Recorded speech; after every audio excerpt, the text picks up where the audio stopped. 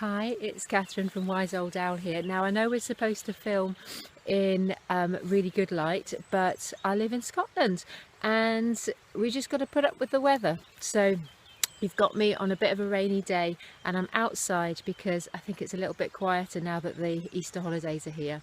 I wanted to tell you about something that happened today, this week to me in clinic. I had a carer come in with her child who was, shall we say, a little bit feisty. I've had this before, and I'm sure that I'll have it again.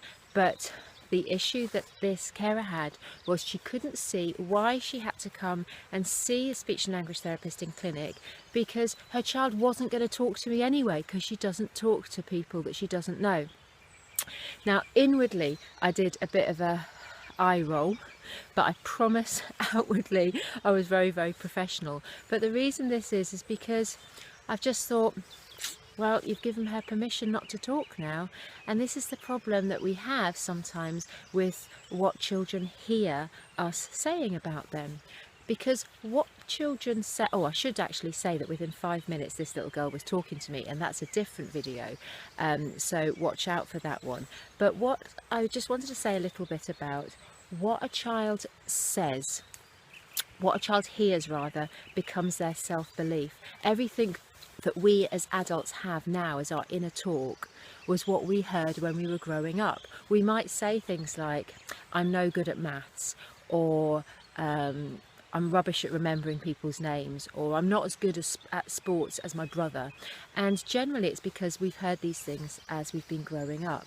And so when a child hears something like, she won't talk to you, then she thinks, oh, I'm not supposed to talk to them, and it becomes part of their self-belief. And it's the same with anything. When children hear they're so naughty, or they never listen to me, or they don't play with their friends, they don't share, then that becomes part of their self-belief. I'm just checking that my dog hasn't run off. So what can we do instead? We can build up a different self-belief. We can build up a different reality for them by telling them things, affirmations, as though they're already happening, because then that becomes part of their self-belief. So what do we say instead? These 8 words will transform a child's self-talk, and they are: every day your talking's getting better and better, something like that. And you know, when the child hears that, then they begin to think, you're right, my talking is getting better. Or maybe it's not your talking, maybe it's getting easier and easier to talk every day. Every day your talking's getting easier and easier.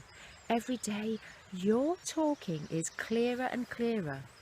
Every day your talking is getting smoother and smoother. These kind of things, not all the time, but just throwing them in occasionally, will start to create a child's positive self-belief, so that the thought becomes the reality.